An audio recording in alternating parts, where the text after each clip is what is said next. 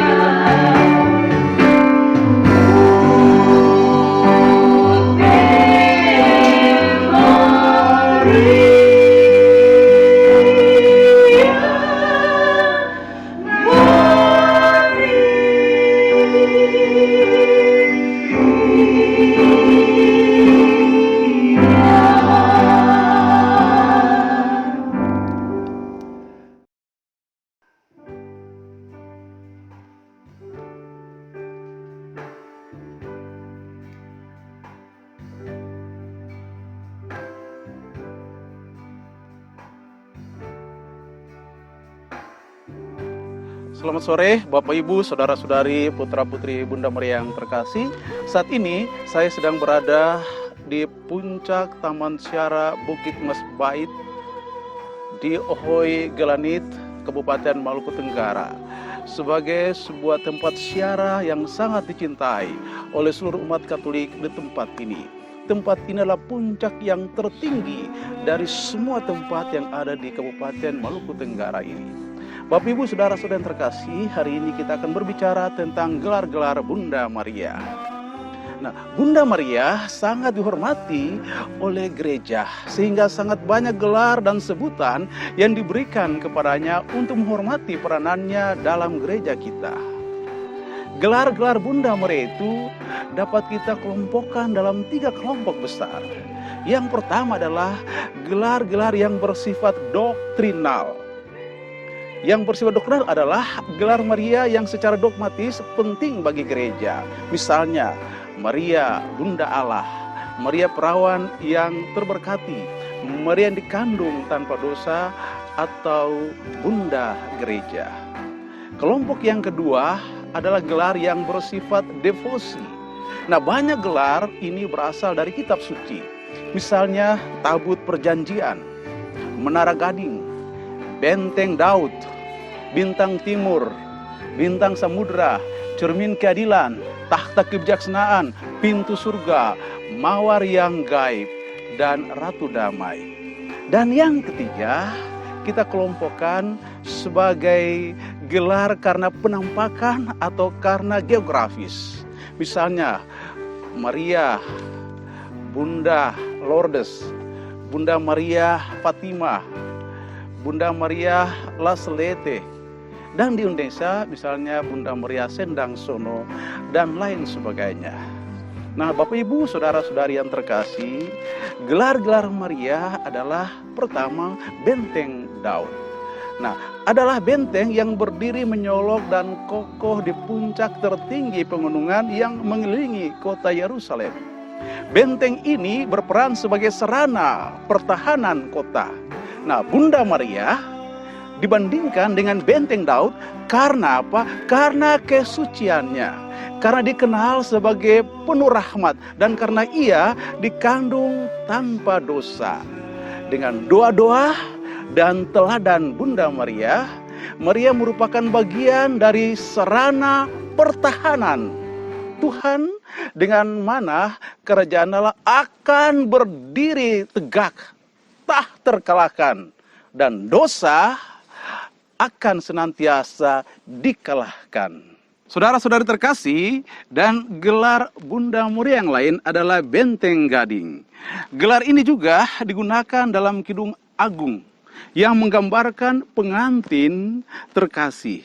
Ungkapan serupa Istana Gading digunakan dalam Mazmur 45 ayat 9. Untuk alasan yang sama. Nah, kedua ilustrasi tersebut menubuatkan hubungan perkawinannya antara Kristus dan pengantinnya, gereja, seperti disampaikan dalam surat Rasul Paulus kepada jemaat di Efesus.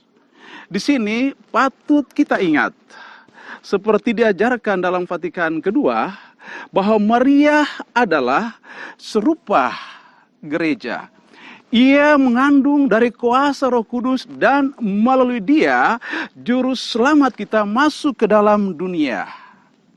Gereja boleh menerima sabda Allah dengan setia, pula menjadi ibu juga bagi kita. Nah, dan sambil mencontoh Bunda Tuhannya, gereja dengan kekuatan Roh Kudus secara perawan mempertahankan imannya, keteguhan harapannya, dan ketulusan cinta kasihnya. Bapak Ibu, saudara-saudari yang terkasih, Bunda Maria juga mendapat gelar sebagai pintu surga, porta celi. Maria adalah sarana yang dipergunakan Kristus untuk datang dari surga demi membebaskan kita dari dosa-dosa kita. Di akhir hidupnya, kita percaya bahwa Bunda Maria diangkat jiwa dan badannya ke surga. Suatu kepenuhan janji akan kehidupan kekal dan kebangkitan badan yang dijanjikan Yesus. Sebab itu, saudara-saudara yang terkasih, Bunda Maria adalah pintu yang dilalui Yesus masuk ke dalam dunia. Dan pintu kepada kepenuhan janji di mana kita akan beroleh bagian dalam kehidupan kita yang kekal. Bapak Ibu, saudara-saudara yang terkasih, Bunda Maria juga digelari tabut perjanjian. Tabut perjanjian mengangkat peran keibuan Maria. Dalam perjanjian lama, tabut perjanjian adalah rumah bagi 10 perintah Allah, hukum Tuhan.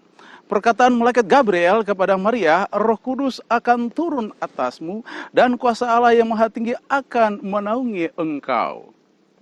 Itu menyatakan gagasan yang sama. Karena itu Maria yang memberi rumah Yesus dalam rahimnya. Dan karena itu pula Maria disebut rumah kencana. Saudara terkasih, Maria juga disebut rumah kencana karena Maria yang mengandung Kristus.